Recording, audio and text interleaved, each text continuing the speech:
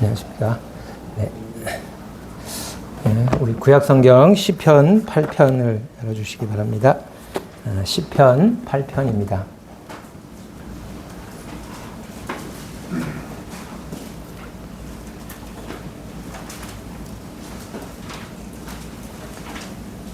시편 8편 1절로 9절까지 말씀 봉독하겠습니다.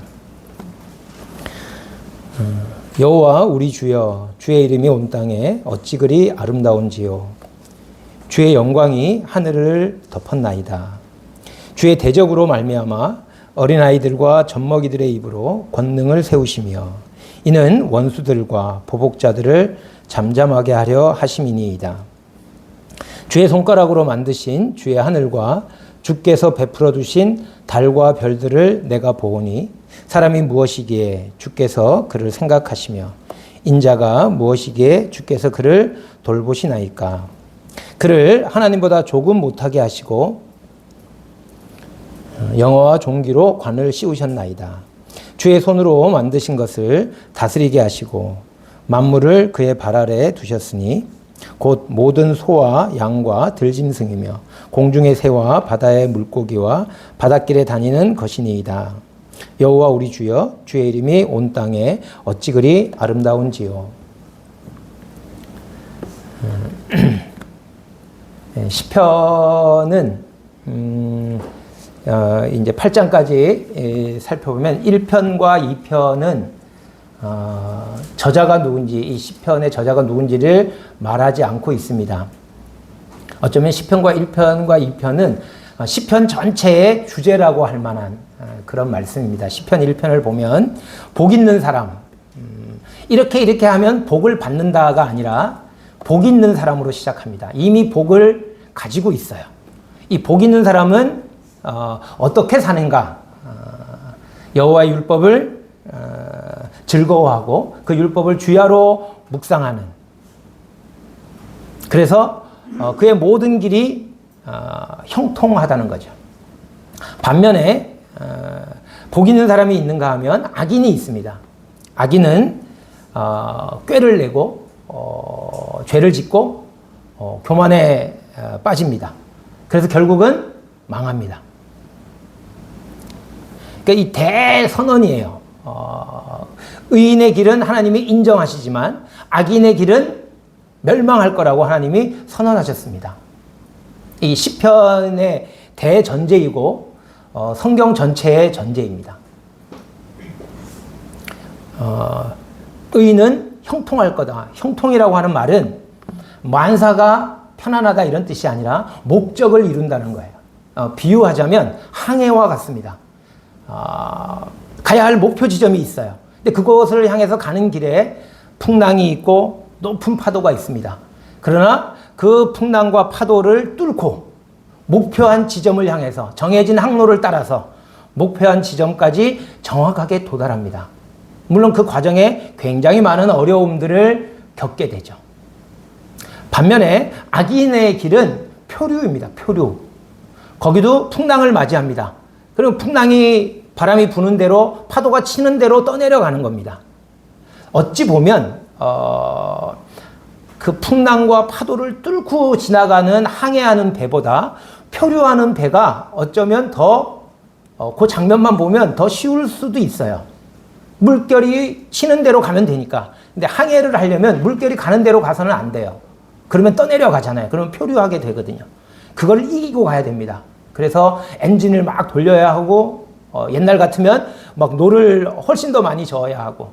근데 표류는 노를 저을 필요가 없어요. 그냥 떠내려가게 두면 되니까. 그래서 언뜻 보면, 겉으로 보면 표류하는 게 편한 것 같고 잘 되는 것처럼 보이지만 마지막은 어떤가요? 멸망의 길입니다. 시편 2편은 이방 나라들이 나옵니다. 이방 나라들이 대적을 합니다. 하나님을 대적하는 무리들이 나와요. 그런데 하나님이 그들을 비웃으십니다. 상대가 안 되거든요.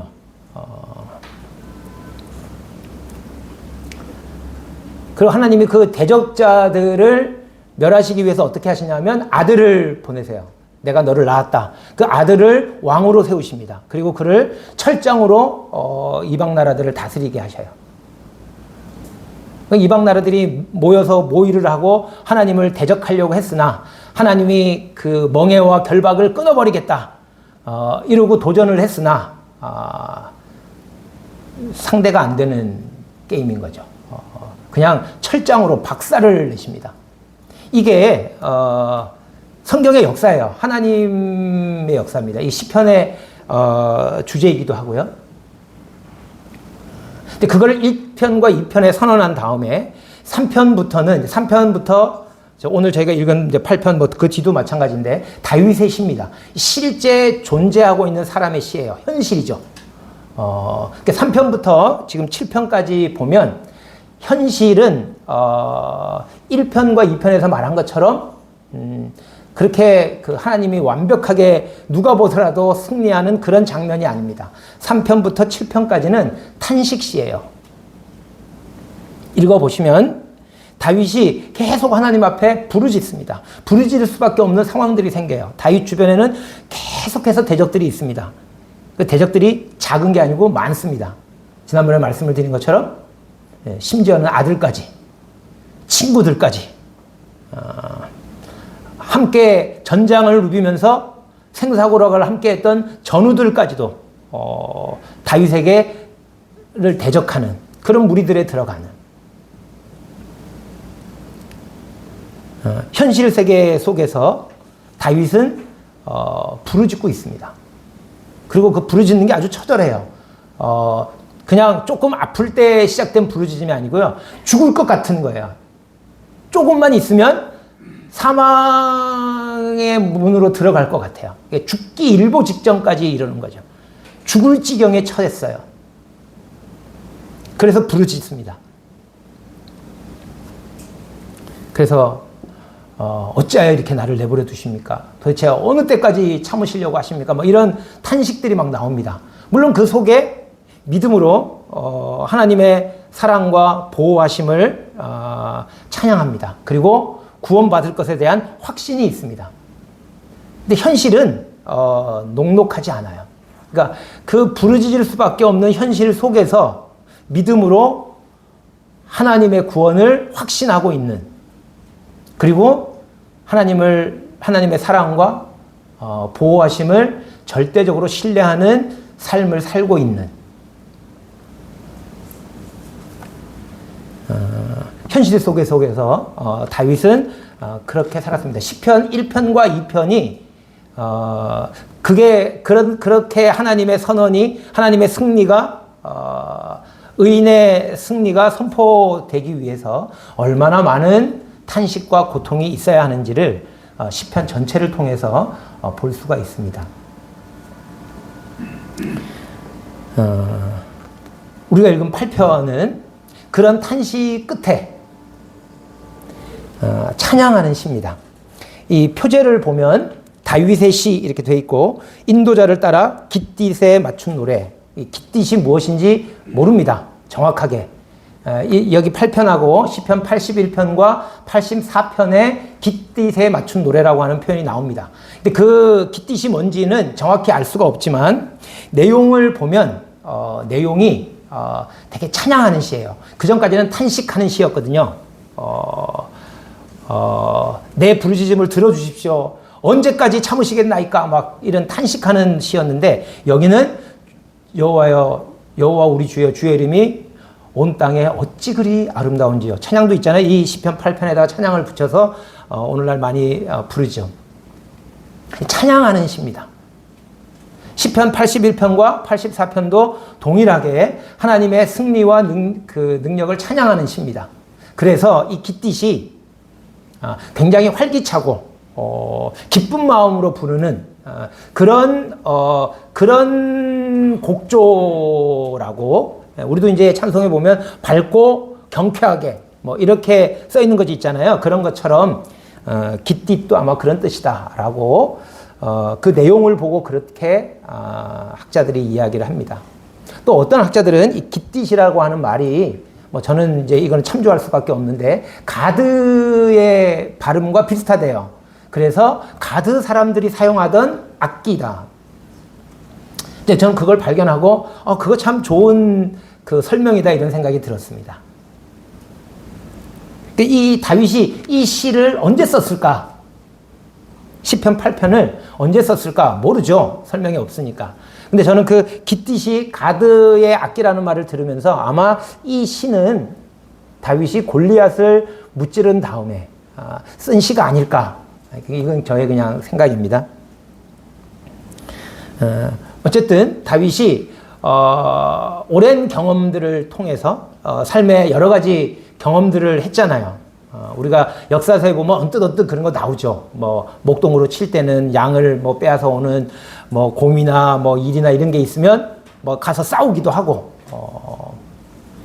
여러 가지 일들을 겪었을 텐데 그런 일들을 쭉 겪으면서 그리고 3편에서 7편에 나오는 탄식을 하는 가운데에서 그런 삶의 과정 속에서 다윗이 경험하고 알게 된 하나님에 대한 고백이에요. 그게 뭐냐면 여호와 우리 주여 주의 이름이 온 땅에 어찌 그리 아름다운지요. 이렇게 시작합니다. 여호와 우리 주여. 이 시편 3편부터 7편까지는 보면 하나님과 나예요.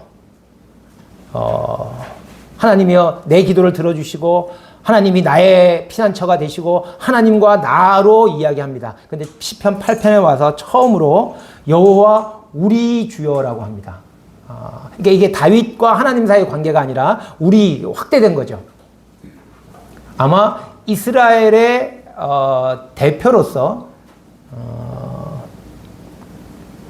말하고 있는 것이 아닌가.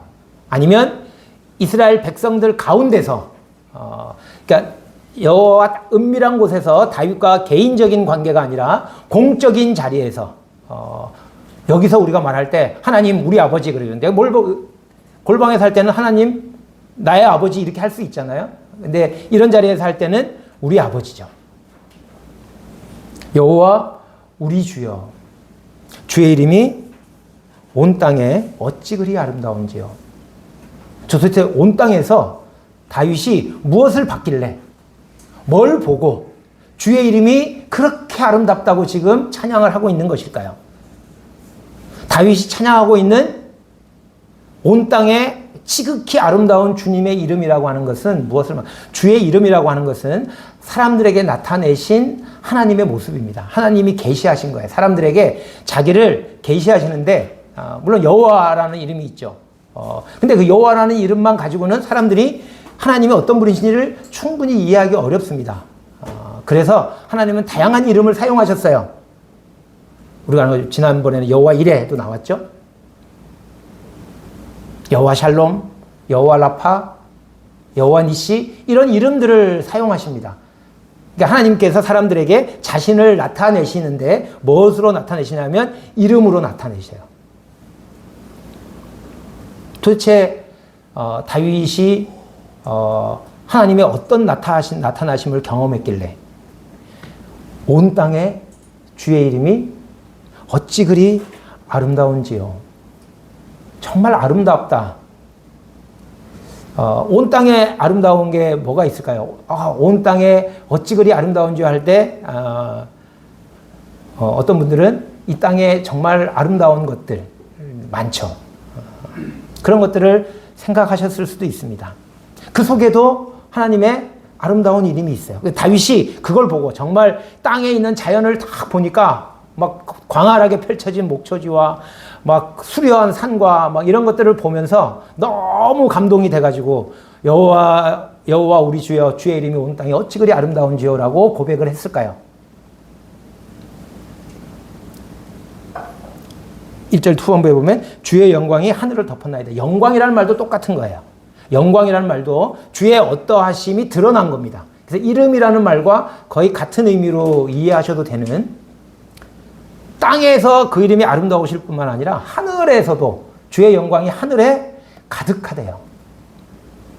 도대체 다윗이 뭘 봤길래 이런 이건 묻는 게 아니잖아요. 이게 이 찬양이거든요. 고백이거든요. 주님의 이름이 너무나 아름답다는 거예요. 그게 땅에도 가득하고 하늘에도 가득하다는 거예요. 천지에 아름다운 주님의 이름. 다윗은 무엇을 본 걸까요? 어디서 무엇을 보고 무엇을 경험하고 그 하나님의 이름을 이렇게 아름답다고 이야기를 했을까요?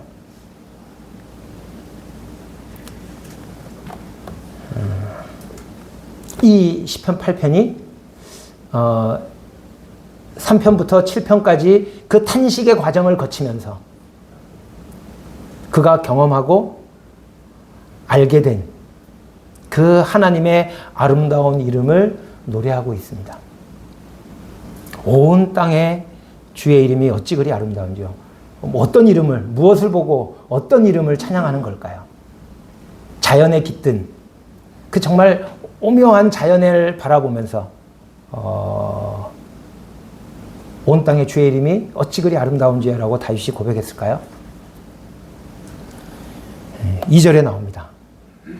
2절에 다윗이 본 온 땅에 정말 지극히 아름다운 주님의 이름은 주의 대적으로 말미암아 어린아이들과 젖먹이들의 입으로 권능을 세우시며 이는 원수들과 보복자들을 잠잠하게 하려 하심이니이다. 여기에 주의 대적이 나옵니다. 주의 대적. 지난번에 시편 3편과 4편을 말씀드릴 때도 거기에 인생들아 이렇게 말했던 주의 대적들이 있었습니다. 주의 원수라는 말도 나오고 대적들이라는 말도 나오는데 굳이 구분하자면 원수는 영적인 세력들이라고 할 수 있어요. 대적들은 그 영적인 세력들의 조종을 받아서 이 땅에서 실제로 다윗 같으면 다윗을 대적했던 사람들, 주변의 나라들일 수도 있고 다윗 왕국 안에 있는 사람들일 수도 있고요. 그러니까 원수라고 하면 영적인 존재들, 하나님을 대적한 사단의 무리를 생각할 수 있고요. 대적들이라 꼭 뭐 반드시 그런 건 아닌데 원수와 대적이 같이 나올 때는 그렇게 이해하시는 것도 이해에 도움이 될 거라고 생각이 듭니다. 대적은 실제로 이 땅에 있는 사람들이에요.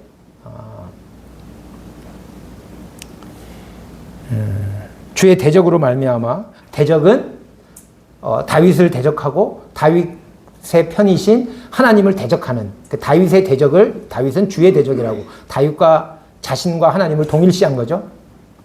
이런 믿음이 있는 사람의 고백이에요. 다윗이 뭐 완전해서가 아니라 그는 하나님을 알고 있었어요. 하나님이 자신의 편이시고 자신의 왕이시라는 걸 알았기 때문에 자기와 하나님을 동일시한 거죠. 주의 대적으로, 주의 대적은 강한 자들입니다. 그런데 주의 대적과 어린아이와 젖먹이들 대조가 됩니다. 어린아이와 젖먹이들은 지극히 약한 존재들입니다. 그런데 주의 대적으로 말미암아 주의 대적이 있어요. 그들은 강합니다. 자신들의 힘을 의지해요. 이 세상은 힘이 최고의 가치입니다. 그게 뭐 육체적인 힘이든 물질적인 힘이든 세상의 권력이든 힘이 있어야 마음껏 자기를 지킬 수도 있고 자기 만족을 누릴 수가 없습니다. 힘이 없으면 당하는 거죠. 그냥 한마디로 약육강식입니다. 약한 자는 잡아먹히는 거고 강한 자는 잡아먹는 겁니다. 그런데 하나님께서 어떻게 하셨냐면 그 강한 자들로 말미암아서 하나님은 더 강한 자를 내세우셔서 그 강한 자들을 이기게 하신 게 아니고요. 강한 자들을 잠잠케 한다. 이 뒤에 보면 이제 그 원수들과 보복자들을 잠잠케 하는 건 입을 다무는 건데 입을 다문다라는 건 강한 자들이 입을 다무는 건 저는 이제 그렇게 생각해서 그 입을 그냥 다물 수도 있고 할 말이 없게 만드는 것일 수도 있고 입을 다물었다? 그 강한 자들을 죽이시는 거죠. 어떻게 해요? 더 강한 자를 보내서? 아니요. 젖먹이들, 어린아이와 젖먹이들의 입에 뭘 주셨어요? 입으로 권능을 세우셨어요. 주의 대적의 상대로 누구를 세우셨냐면 어린아이와 젖먹이들. 그리고 그들의 입에서 나오는 게 뭐예요? 말이죠. 말에 힘을 세웠습니다.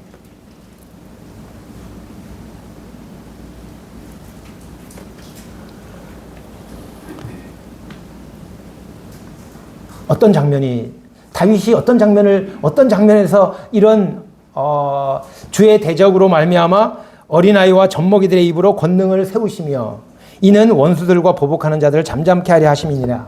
다윗은 어떤 장면을 떠올렸을까요? 저는 이 장면이 다윗과 골리앗의 싸움, 사무엘상 17장에 나오는 다윗이 그 이스라엘과 하나님의 백성을 조롱하는, 나아가서는 하나님을 조롱하고 대적하는 블레셋과 골리앗을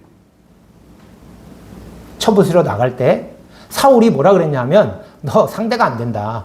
너는 소년이고 쟤는 어려서부터 장수였다. 골리앗은 다윗을 봤을 때 뭐라 그랬냐면, 이는 아리따고 뭐 그 청년이고 청년이 어리다는 얘기예요. 어리고 용모가 아리따다. 그게 뭐 잘생겼다 이런 뜻보다는 싸움하기에 적절하지 않다는 거죠. 그러니까 어린아이 같은 존재예요. 그런데 그래서 골리앗은 뭐 우리가 아는 것처럼 골리앗의 무기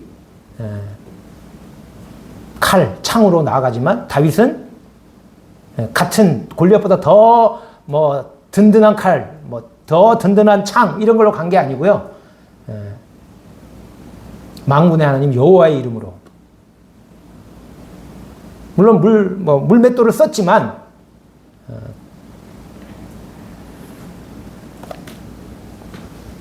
아마 다윗은 그 장면을, 그걸 경험하면서 하나님이 주의 대적, 저렇게 강하고 벌벌 떠는, 세상이 벌벌 떠는 저런 사람들을 상대로, 그런 사람들을 이기는데 어떻게 이기게 하시냐면 어린아이와 젖먹이들을 사용하신다.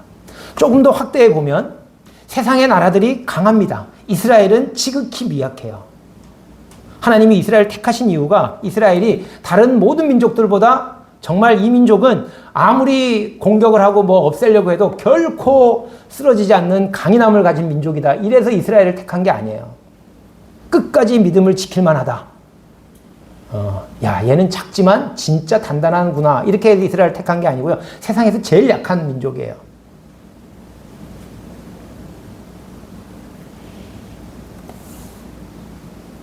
이 시편 2편에 나오는 주의 대적들이, 이방 나라들이 모여서 막 하나님을 대적하잖아요.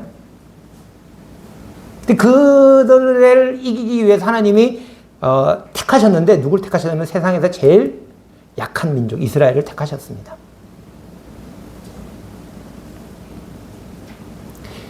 다윗이 주의 이름이 온 땅에 어찌 그리 아름다운지요라고 말했을 때, 그가 말하고 싶었던 주의 이름, 그의 삶에서 겪고 경험하고 깨닫게 된 주의 이름이 뭐냐 하면, 약한 자를 들어서 어린아이들과 젖먹이들의 입으로 주의 대적들을 잠잠케 하시는 하나님. 이게 진짜 아름다운. 뭐 숲풀과 뭐 잔잔한 시내와 뭐 새소리와 물고기, 이것도 아름답죠. 그것과는 비교할 수 없는 그런 아름다움이라고 고백하고 있습니다. 우리가 잘 아는 것처럼 마태복음 21장 16절에 시편 8편 2편에 이 말씀이 인용되고 있습니다. 유대인들이 예수님을 고발해요. 그 중에 하나가 어린아이들이 예수님을 호산나 다윗의 자손이여라고 외쳤거든요. 어린아이들이 예수님을 하나님으로 인정하고 막 찬양을 했다고요. 그러니까 유대인들과 바리새인들이 참남한 거죠. 아이들이 너를 그렇게 칭송하는데 그게 말이 되냐? 넌 죽어 마땅하다. 이런 논리였던 거죠. 그때 예수님께서 이 시편을 인용하셨습니다. 어린아이들과 젖먹이들의 찬양을 온전케 하셨다.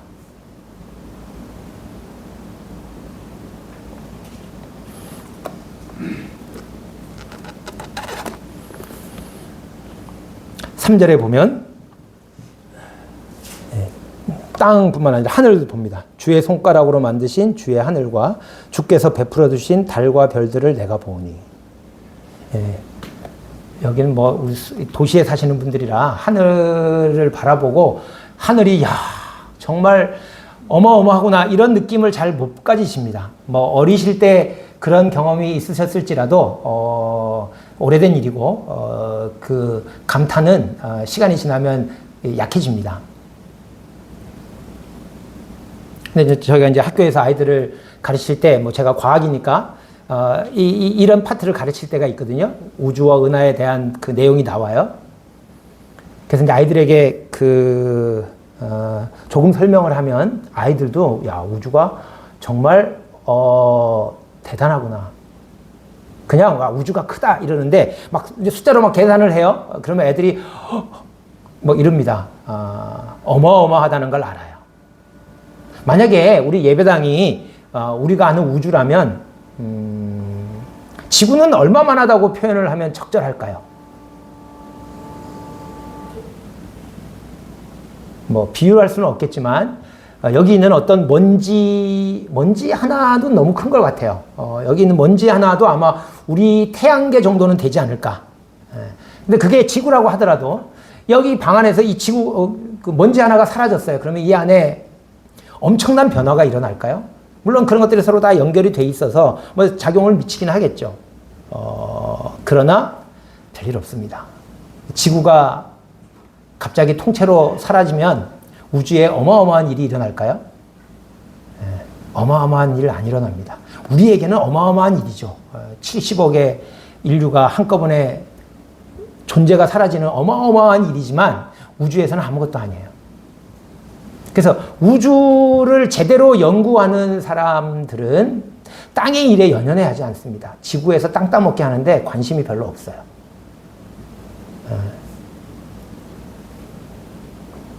우주의 광대함을 보다가 이 현실 세계에서 벌어지는 이 일을 보면 너무 웃긴 거예요. 어떻게 보면 초월을 할 수 있죠. 하늘이 정말 저도 잘 모르지만 대단합니다.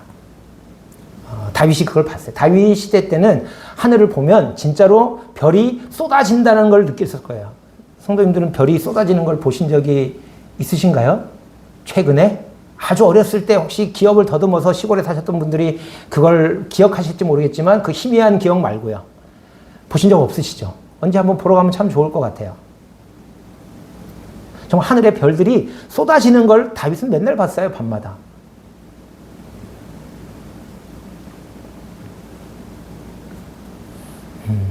그걸 보면 어떤 마음이 들까요? 하늘에 있는 그 수많은 별들을 보면 어떤 마음이 드냐 하면 사람들이 경외심이 생깁니다. 그래서 하늘에 있는 것들을 숭배해요. 사람이 미칠 수 없는 것들이라는 걸 알거든요. 그래서 하늘에 있는 것들을 숭배할 만큼 하늘이 어마어마한 겁니다.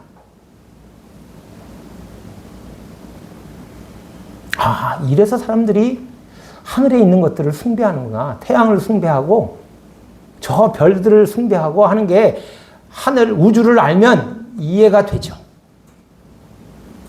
그런데 하나님이 그 사람들이 숭배해 마지 않는 그 놀라운 하늘을 뭐라고 여기 굳이 표현하셨냐면 주의 손가락으로 만드셨대요. 주의 전 능력으로 막 만드신 게 아니고 손가락으로 그냥 간단하게 만드셨다 이거죠. 그러면 그 사람들이 숭배에 마지 않는 하늘을 주님이 손가락으로 만드셨다면 주님은 어떤 분인가요? 비교할 수 없는 분이시죠. 다윗이 그 하늘을 보면서 와, 저 하늘이 저렇게 놀랍구나. 그걸 보고 주의 이름이 이렇게 주의 영광이 이렇게 충만하구나. 뭐 그랬을 수도 있죠. 근데 이 시편 8편에서 지금 다윗이 주의 손가락으로 만드신 하늘과 주가 베풀어 주신 달과 별들을 보면서 주의 영광을 생각하고 주의 이름을 생각할 때 그것들이 갖고 있는 그 하늘에 있는 별과 우주를 바라보면서 그것이 가지고 있는 그 경이로움을 지금 노래하고 있는 것일까요? 그렇지 않아요. 그 경이로운 우주를 손가락으로 지으신 하나님께서 그 다음 말씀을 보면 사람이 무엇이기에 주께서 그를 생각하시며 사람은요 그 경이로운 우주에 비하면 너무 미미한 존재여서 가치가 없다니까요. 우주를 보면 그래서 사람들이 그 우주를 보면서 하늘에 있는 달과 별과 이런 것들을 경배하는 겁니다. 그 앞에서 사람이 미미한 존재로 보이거든요. 하나님이 손가락으로 지으신 그 경이로운 우주가 그렇다면 하나님 앞에서 사람은 정말 미미한 존재예요. 그런데 그 하나님께서 어떻게 하셨다고요? 사람이 무엇이기에 주께서 그를 생각하시며 인자가 무엇이기에 주께서 그를 돌보시나이까. 주님은 그 손가락으로 만든 하늘, 사람들이 경이로워하지 아니하고 경배하기 하는 그 하늘을 하나님 중요하게 생각하지 않으셔요. 하나님은 뭘 생각하시고 돌보시느라고 막 애를 쓰셔요. 어떻게 보면 하늘은 하나님이 그 능력으로 질서를 유지하게 만들어 놓으셨어요. 막 안 돌봐도 돼요. 애지중지. 알아서 잘 돌아갑니다. 걔네들은. 그 하나님이 막 신경 써서 돌보는 존재는 누구입니까? 노심초사 생각이 떠나지 않고 돌보는 손길이 떠나지 않는 건 어디냐면 사람입니다. 사람들은 그 높은 하늘이 경이로운 것이라고 생각해요. 그런데 하나님은 그걸 그거 아름답다고 얘기 안 하셔요. 하나님은 누굴 보시냐 하면 사람을 보십니다.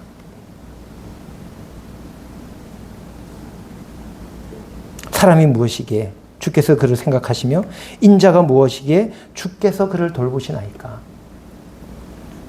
하나님이 맨날 생각하시고 저 블랙홀은 어떻게 해야 되나 뭐 이런 생각 안 하신다니까. 하나님은 저 은하는 어떻게 하나 관심이 아니세요. 하나님의 매일 관심은 뭐야?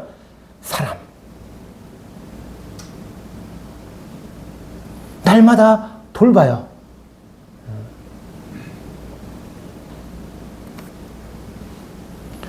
사람이 무엇인가? 5절에 설명합니다. 그를 하나님보다 조금 못하게 하시고 아마 전에 개역 한글에는 천사보다 조금 못하게 하시고, 그러니까 원래 원어는 하나님 엘로힘이라고 되어 있다 그래요. 근데 70인역이나 이런 이제 번역에서는 천사들로, 그래서 감히 사람을 하나님과 비유하는 게 말이 되냐? 이래가지고 이거를 하나님보다 조금 못하게 한다. 이거는 신성모독이라는 거죠. 그래서 그거를 천사로 바꿨다는 뭐 얘기도 있는데, 뭐 어쨌든 개역 개정이 좋다고 생각이 듭니다. 그를 하나님보다 조금 못하게 하셨어요. 하나님과 비교 대상이 된다는 거, 이것 자체가 놀라운 거 아닌가요? 저런 뭐 우주는 하나님보다 뭐 조금 못하다. 그거는 그냥 수에 칠 가치가 없어요. 하나님이 만드신 것들 중에 하나라니까요. 사람은 그냥 하나님이 그냥 만드신 게 아니에요. 우리가 아는 것처럼. 그래서 꼭 굳이 그 구별해서 하나님은 사람을 낳았다 그러신단 말이에요. 자기 형상을 따라서 자기 모양대로 지었다. 그거를 그냥 우리가 쉽게 이해하기 쉬운 표현을 하면 하나님이 낳은 자식들이라는 얘기예요.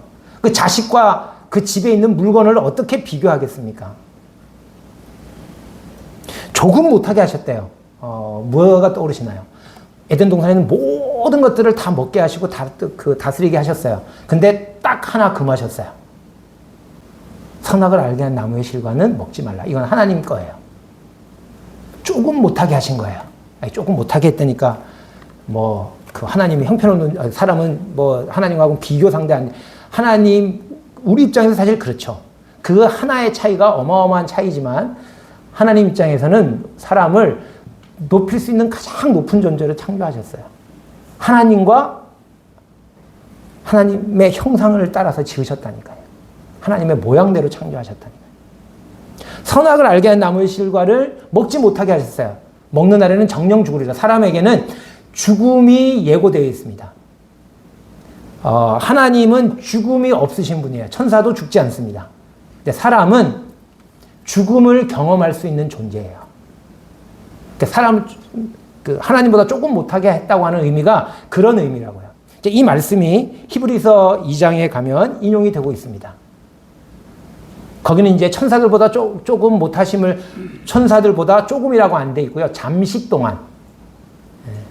조금이라는 말이 양의 정도 급이 조금 낮다는 의미가 아니라 잠시 동안 히브리서 2장 그 6절 이하에 보면 잠시 동안 천사보다 하나님보다 못하게 하셨다. 그걸 뭐라고 설명하셨냐면 죽음의 고난을 받으신 것을 잠시 동안 하나님보다 못하게 하셨다는 의미로 해석을 하셨습니다. 그러니까 죽음을 경험하는 존재라고 하는 거예요, 사람은. 근데 하나님이나 천사는 죽음을 모르는 존재들입니다. 그런 면에서 약간 차이가 있어요.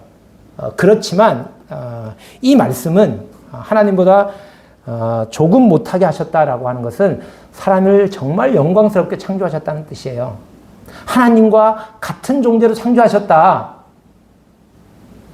아버지가 아들을 낳았다고요. 아버지와 아들. 그런 존재로 보신다는 거예요. 그래서 그에게 뭘 씌우셨어요? 영화와 종기로 관을 씌우셨어요. 그는 뭘 하나요? 그 영화와 종기로 관을 씌우시고 이게 왕인 거죠. 왕으로서 뭘 하나요? 주의 손으로 만드신 것을 다스리게 하시고 만물을 그 발 아래 두셨으니 곧 모든 소와 양과 들짐승이며 공중의 새와 바다의 물고기와 바닷길에 다니는 것이니이다. 이것들을 다스리게 하셨습니다. 창세기 1장에서 그렇게 하셨죠.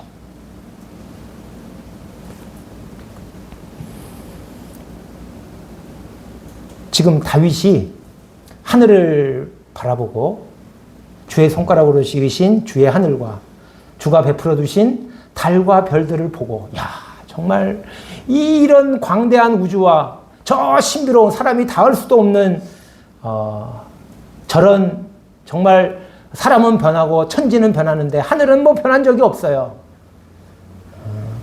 그래서 사람들이 경배의 대상으로 삼을 만큼 경이로운 그 하늘에 있는 별과 달과 그 하늘을 노래하고 찬양하고 있는 게 아니에요. 그걸 보면서 그것과는 비교도 안 되고 한참 약하고 낮은 천한 사람을 하나님이 이렇게 생각하시고 돌보시고 존귀하게 여기신다고 하는 거죠. 주의 이름이 어찌 그리 온 땅에 아름다운지요라고 할 때 주님이 경탄하시는 것, 주님의 이름, 다윗이 주님의 이름이 얼마나 아름다운지를 얘기할 때 이 시편 8편에서 그것을 말하고 있습니다.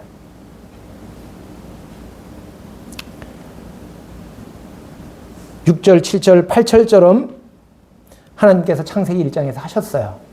1, 2장에서 그렇게 하셨죠. 그런데 어떻게 됐나요?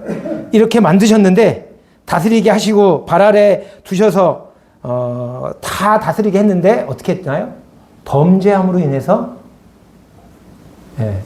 왕의 자리에서 쫓겨났습니다.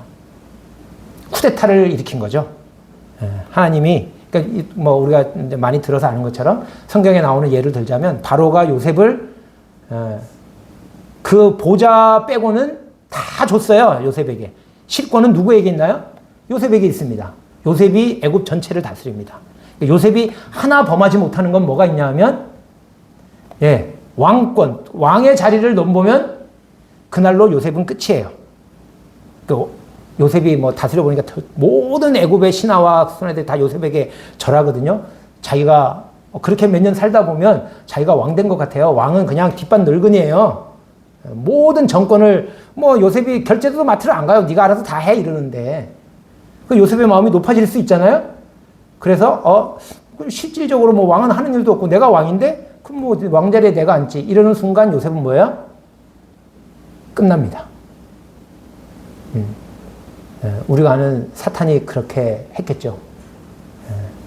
찬양을 막 하나님께 올려지는 찬양을 막 듣다 보니까 이게 하나님께 돌려드려야 되는데 그 찬양을 자기가 다 받다 보니까 받아서 하나님께 드려야 하는데 그 자리까지 노린 거죠. 아담과 하와가 그렇게 한 거예요. 쿠데타를 일으킨 거죠. 하나님 자리까지. 저것까지 내 것으로 삼아야겠다. 선악과 저것까지 내 것으로. 쿠데타를 벌였기 때문에 어떻게 해요? 쫓겨났잖아요.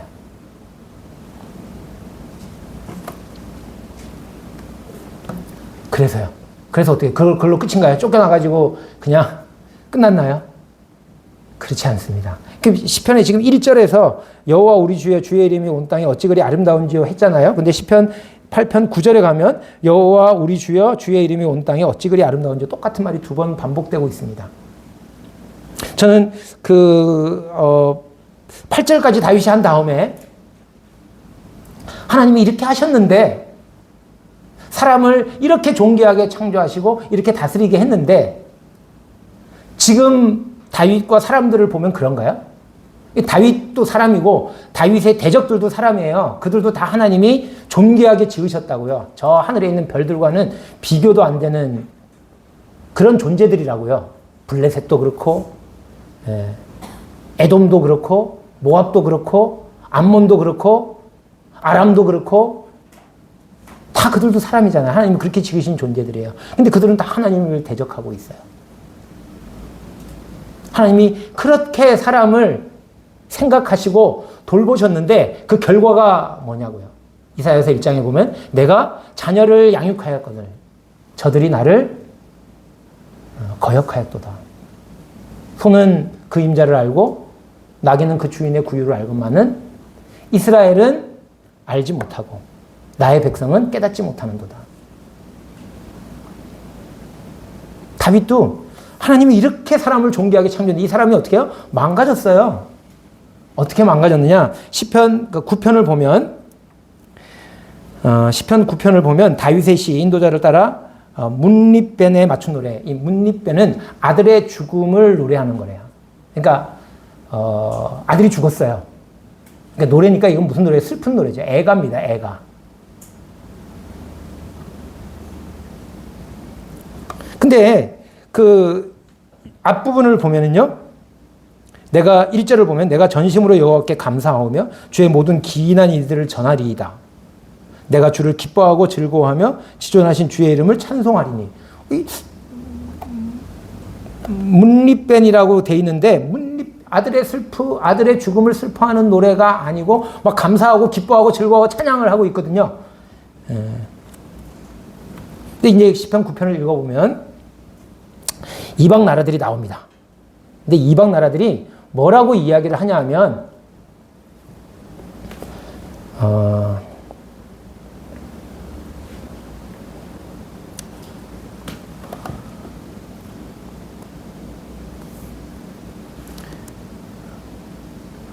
17절을 보겠습니다. 악인들이 스올로 돌아가며 하나님을 잊어버린 모든 이방 나라들이 그리하도다. 이 이방 나라들은 하나님을 잊어버렸어요. 하나님을 잊어버려가지고요. 자기들이 이 이방 나라의 힘이 세거든요. 그리고 뭐 이스라엘도 정복하고 주변 나라들을 막 정복하고 자기들이 왕이 되어 있잖아요. 그러니까 자기들이 뭐예요? 세상의 주인인 줄 알아요. 하나님을 잊어버렸어요.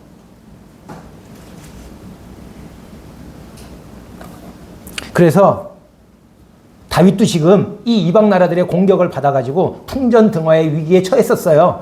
그런데 하나님이 기이한 일을 행하셨어요.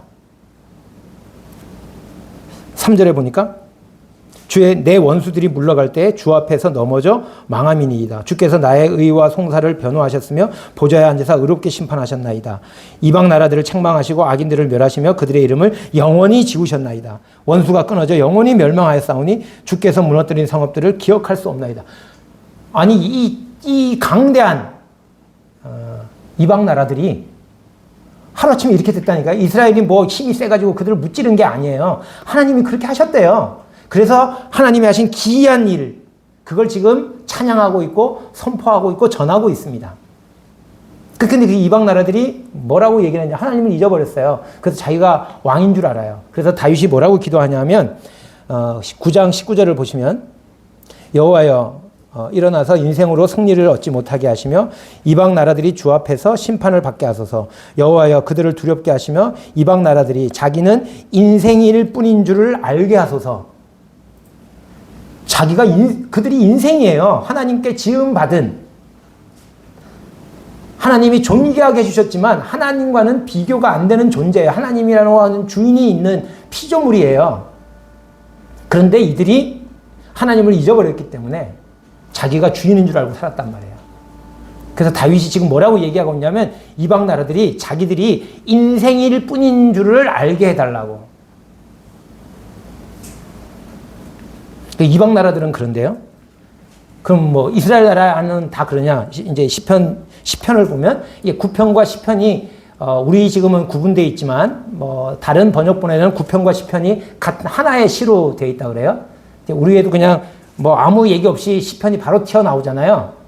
그러니까 시편 9편과 시편은 하나의 시라고 보는 게 맞을 것 같습니다. 근데 시편에 보면 시편이 나오고 시편이 나오니까 똑같은 발음이어서 헷갈리네요. 시편을 보면 이게 9편에서는 이방 나라들이 쳐들어왔는데 하나님이 이방 나라들을 기이하게 물리치셨어요. 그래서 그들이 영원히 멸망을 당했어요. 그런데 시편은 1절을 보면 여호와여 어찌하여 멀리 서시며 어찌하여 환난 때에 숨으시나이까. 이 표현을 보면 하나님은 멀리 서시는 분이 아니세요. 숨으시는 분이 아니세요. 환난 때에 우리의 피난처가 되어주시고 반석이 되어주시고 도움이 되어주시는 분인데 지금 그렇게 안 하고 계시는 거예요. 이 다윗이 알기로는 하나님은 그런 분이에요. 그런데 그렇게 안 하세요. 그러니까 어찌하여가 나오는 거예요. 하나님이 환난 중에 있는데 얼굴을 숨기셔요.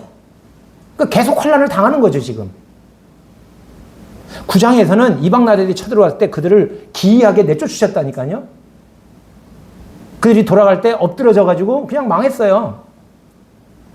그럼 그 추세라면 10절에서 다윗이 환난을 겪으면 다윗을 환난을 받게 하는 자들을 무찔러 주셔야 되는데 기이한 능력으로 그렇게 안 하신다니까요. 근데 시편을 읽어보시면 이들이 2절 뭐 이렇게 보면 2절에 보니까 악한 자가 교만하여 가난한 자를 심히 압박하오니 그들이 자기가 베푼 꾀에 빠지게 하다. 이들이 막 가련한 자들을 압박하는 거예요. 근데 그게 그냥 어쩌다 한번 압박하고 그 다음에 멸망을 받으면 좋은데 안 그렇다는 거죠.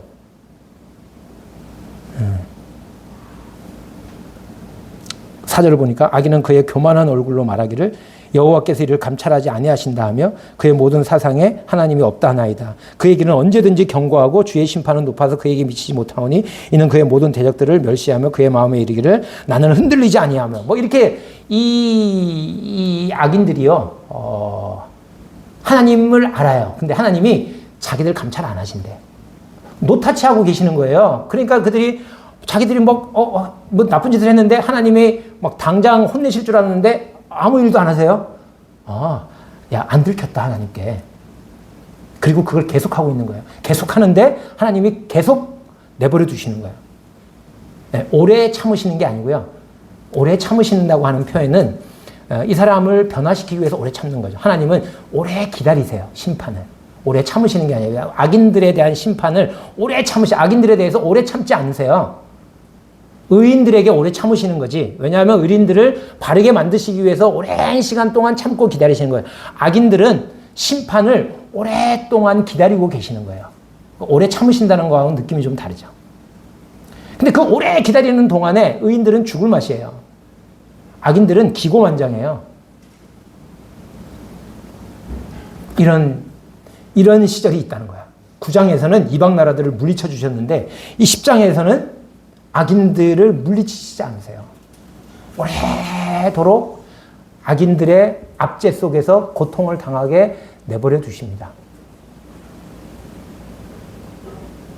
10장처럼 이방 나라들을 막 무찔러 주시면 하나님 섬길 맛이 나겠죠. 지난번에 말씀드렸던 것처럼 가나안 정복 전쟁을 할 때 다 이기게 하셨어요. 그렇죠? 네, 아이성에서 한번 살짝 패했지만 결국 아이성도 뭐 그냥 정복 다 했잖아요. 다 싸워서 정복하게 하셨어요. 그리고 이기게 하시는 편, 이스라엘 편이 돼서 싸워주신 하나님, 이런 하나님을 섬기겠느냐 이러면 섬길까요, 안 섬길까요? 다 섬기죠. 그 다 섬기겠다 그랬어요. 여호수아가 오늘날 너희 섬길 자를 택하라 그럴 때 이스라엘 백성들 당연히 하나님을 섬기겠다 그랬어요. 근데 여호수아가 너희는 하나님을 못 섬길 거다. 왜요? 그렇게 이기게만 하시는 하나님이 계신 게 아니라 이 10장에서처럼 악인들이 득세하도록 악인들을 심판하지 않고요. 악인들의 심판을 오랫동안 기다리고 계시는 하나님도 있거든요. 이렇게 되면 하나님 섬길 수 있을까요? 하나님 지금 그걸 묻고 있는 거죠. 악인들의 이 압제 속에서 하나님은 우리를 감찰하시지 않는다. 하나님은 우리를 안 보셔. 그러니까 우리가 뭘 해도 하나님 노타치 하셔. 그러니까 너희들은 내 밥이야. 이러고 악인들이 지금 의인을 괴롭히고 있다고요. 거기까지 나온 그 마음에, 그 사상에 하나님이 없다. 이렇게까지 지금 말하고 있는 사람들이에요.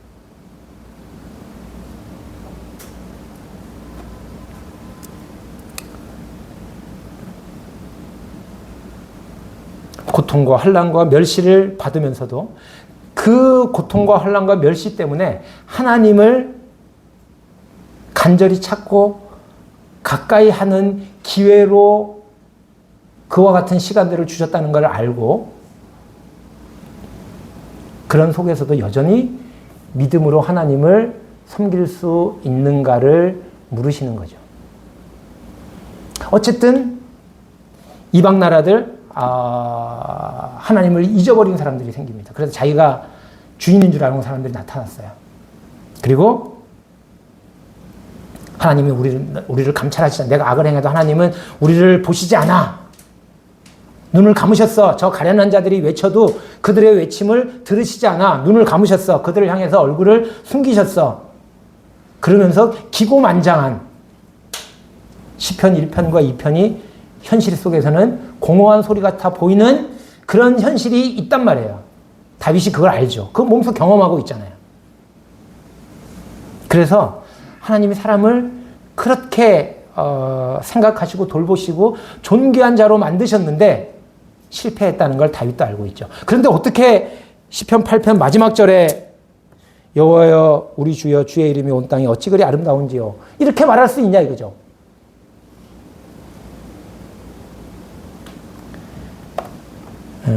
히브리서 2장에서 이 말씀이 인용됩니다. 여기에 사람이 무엇이기에 주께서 그를 생각하시며 인자가 무엇이기에 주께서 그를 돌보시나이까. 이 고백할 때 사람은 사람이고 인자는 인자예요. 그냥 사람인 거죠. 사람의 아들들이에요. 이 땅에 사는 사람들. 창세기 1장에서 지으신 사람들과 그의 후손들입니다. 그런데 히브리서 2장에서는 여기에 이 말씀을 그대로 인용하면서 이 사람과 인자를 누구라고 얘기하나요? 예수 그리스도를 말씀하십니다. 사람을 통해서 하나님은 하나님의 이름을 사람들에게 주셨어요. 사람들에게 하나님의 영광을 부어주셨습니다. 근데 사람들이 그것을 가지고 하나님을 인정하고 이 모든 것들을 다스리고 누리게 하신 하나님을 찬양하고 감사하는 데 쓴 게 아니라 그걸 가지고 하나님을 반역하는 데 썼어요. 그래서 하나님의 계획이 실패한 것 같습니다.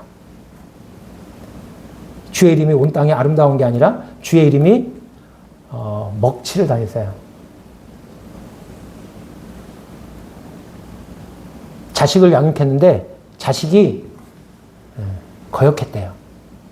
우리 자식들이 폐륜화가 됐어요. 이게 자식들이 나쁜 놈들이죠. 근데 책임은 누구에게 있나요? 자식들에게 있죠. 그러나 부모도 그 책임을 면할 수 없어요. 하나님 이름에 먹칠한 겁니다. 하나님이 양육했는데 내가 자녀를 양육하였거늘 그들이 자기를 거역했다고요. 주의 이름이 온 땅에 어찌 그리 아름다운지요. 이렇게 말하기 사실 그러려면 그런 패역한 자식들이 없어야 되는 거죠. 근데 다윗이 어떻게 이렇게 고백할 수 있었을까? 저는 1절의 고백이 그 2절부터 그 8절까지의 그 하나님이 그동안에 하셨던 창세기에 창조하셨던 것 그리고 다윗의 삶 속에서 일어났던 일들을 보면서 그렇게 찬양을 했다면 9절의 찬양은 예수 그리스도를 봤다. 이 다윗이 자기 심정을 토로한 시인데 상당히 많은 시들이 그리스도가 이 땅에 오셨을 때 주님 앞에 토로했던 그 심정을 표현한 것들이 되게 많거든요. 그러니까 하나님께서 다윗에게 그렇게 하나님께서 장차 이루실 구속의 계획을 뭐 이렇게 우리가 아는 것처럼 그렇게 그렇게 본 게 아니잖아요. 그렇지만 그런 심정을 하나님께서 결국은 사람을 통해서 이 영광을 받으시고 주의 이름이 아름다운 주의 이름을 높이실 거다라고 하는 것을 다윗은 믿었던 것 같습니다. 온전한 구속을. 우리는 이제 신학에서 신약 성경을 갖고 있던 히브리서에서 이 사람이 무엇이간데 주께서 저를 생각하시며 인자가 무엇이간데 주께서 저를 돌보시나이까 라고 하는 이 말씀이 예수 그리스도를 통해서 이루어진다라고 하는 말씀을 히브리서에서 볼 수 있습니다.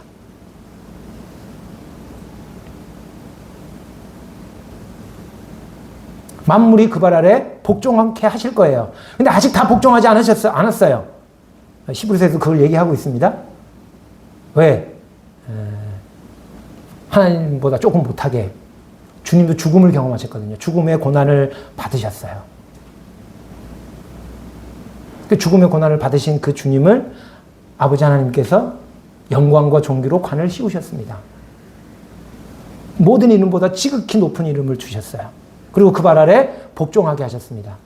지금 다 복종하고 있지 않죠.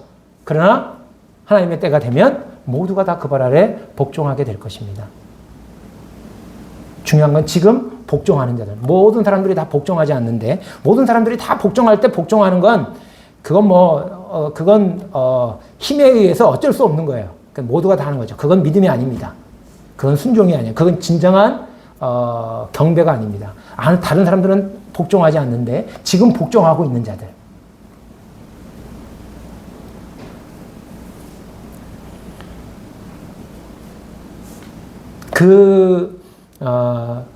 확실하지 않지만 다윗의 경우에 하나님께서 사람들에게 주셨던 이것, 그 사람들이 그것을 엉망으로 만들어버렸지만 하나님께서 이것을 다시 온전케 하실 거다. 그것을 바라보고 9절에 여호와 우리 주여 주의 이름이 온 땅에 어찌 그리 아름다운지요. 진짜 아름다운 온 땅, 이 땅에서 가장 아름다운 주님의 이름 뭘까요? 죽음의 고난을 받으신 예수 그리스도, 우리와 같은 몸을 입고 이 땅에 오셔서 죽음의 고난을 당하신 예수님. 제가 오늘 제목을 어떻게 달았냐 하면 이렇게 달았어요. 온 땅에 아름다운 주의 이름. 다윗이 찬양했던 온 땅에 아름다운, 어찌 그리 아름다운 줄 말했던 그 주의 이름은 어떤 이름일까요? 저는 나사렛 예수라고 했습니다. 사도들이 복음을 전할 때 사도행전에서 전해진 예수 그리스도의 이름은 나사렛 예수였습니다.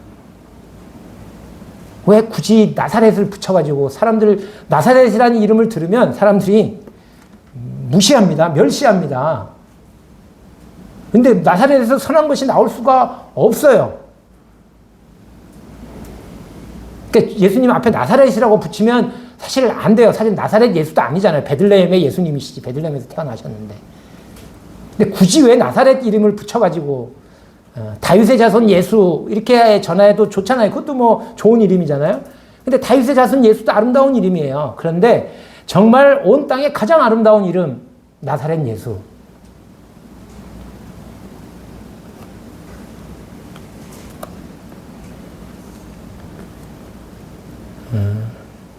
우리는 강한 존재들인가요? 뭐 재물이 없어서 약한 존재인가요? 지식이 없어서 약한 존재인가요? 우리보다 지식 없는 사람도 더 많고 우리보다 더 가난한 사람도 많아요. 그래서 우리가 가난하고 약한 자가 아닙니다. 재물이 많이 있어도 가난하다고 하는 것은 내가 주인이 아닌 걸 아는 거예요. 내가 가진 것이 내 것이 아닌 거예요. 심령이 가난하다고 하는 것은 그런 거죠. 하나님이 계시구나.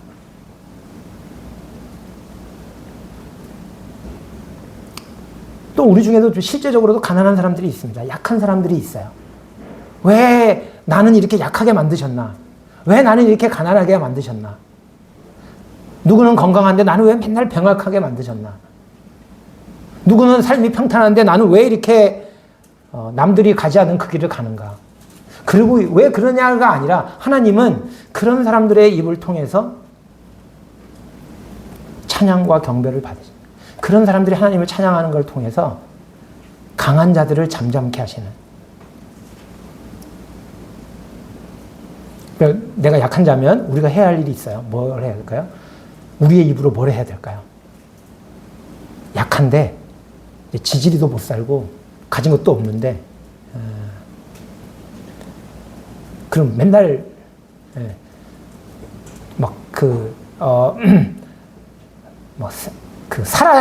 살기도 바쁜 세상에서 그리스도인들은 맨날 죽는데요. 나는 죽고 날마다 죽노라. 그러면 못 살아요. 세상에서는 멸시받을 때 루저 되는 거죠. 근데 그리스도인들 그렇게 살아요. 날마다 죽노라 이러고 실제로 그렇게 해서 터지고 맞고 그렇게 살면 세상에서는 손가락질 당하고 무시당합니다. 그런데 그걸 기뻐해요. 그게 약한 자들을 들어서 강한 자들을 잠잠케 하는 겁니다. 그럼 강하다고 하는 사람들이 그러면 진짜로 그 기쁨과 평안과 감사와 이런 게 넘치냐? 아니야. 그들은 두려워 떨고 있어요. 시편 9편과 10편에도 이방 나라들 하나님 없이 자기가 최고라고 생각하는 사람들이 하나님 안 보신다고 그러니까 하나님 안 보니까 악을 행하는데 사실 그들 두려워하고 있거든요. 10편에 보면 그런 표현이 나옵니다. 주님께서 사실 보고 계셔요. 그걸 알아요. 영이 압니다. 그래서 자기 사상에 하나님이 없다 이렇게 말하고 하나님이 없다고 생각하고 싶겠죠. 그런데 압니다. 그래서 두려워해요. 날마다 죽노라고 하는 사람들은 평안을 누립니다.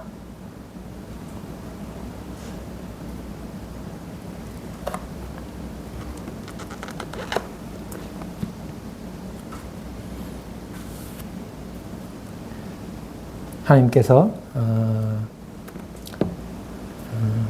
정말 우리를 아름다운 존재로 그리스도 안에서 우리를 새로운 피조물로 만드셨잖아요. 세상의 그 어떤 것과도 비교되지 않는 그런 존재들입니다. 그러니까 그리스도 안에서 온전해진 창세기 1장에서 옛 창조에서 하나님이 그렇게 만드셨는데 인간이 그거 다 박살내버렸거든요. 그런데 하나님이 그것을 회복하셨습니다. 인생들도 하나님을 대적하는 바람에 엄청 고난을 겪어요. 그러니까 다윗도 그 악인들 때문에 오랫동안 고난을 겪잖아요. 근데 그 고난을 다윗만 겪었나요? 하나님도 같이 겪습니다.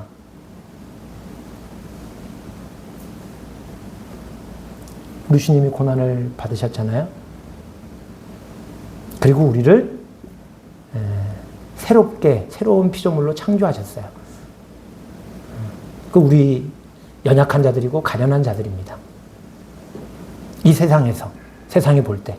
그러나 우리는 그리스도 안에서 새로운 피조물이 됐어요.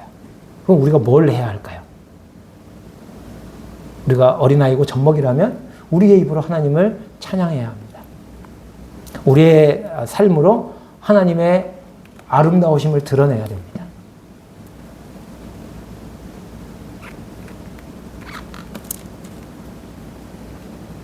영광과 존귀로 관쓴 자들임을 알고 주님과 함께 온 세상을 통치할 주님과 함께 왕노릇할 자인 것을 알고 그렇게 하나님을 찬양하고 하나님을 신뢰하는 믿음으로 살아야 합니다. 현실은 그렇지 않아요. 우리 눈에 보이는 현실은 그렇지 않습니다. 우리를 한없이 비참하게 만들어요. 하늘을 보면 인간이 참 왜소해 보입니다. 그때 필요한 게 뭐예요? 눈에 보이는 대로가 아니고 뭐가 필요한 거죠? 믿음이 필요합니다. 믿음의 눈이 필요합니다. 믿음으로 사는 거예요. 그런 삶을 새롭게 창조하신 하나님이 우리들에게서 기대하는 것. 내가 저들을 그리스도 안에서 거듭나게 했거늘 저들이 나를 거역할도다. 이렇게 되면 안 되는 거잖아요. 이건 예창조가 그랬어요.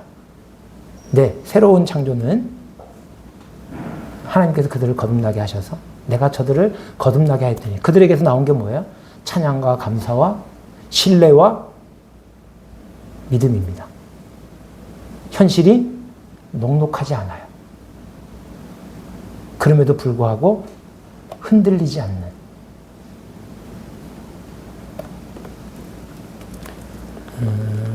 하나님, 우리에게 어려운 일이 있고 힘든 일이 있으면 그걸 무슨 기회로 삼느냐면 하나님을 가까이 하는 기회로 삼는 거죠. 아, 하나님이 나를 하나님께 더 가까이 오라고 말씀하시는구나. 어렵고 힘든 일이 있으면 하나님을 더 찾잖아요. 그게 우리의 본성이 그 얼마나 좋은 본성인지 모르겠어요.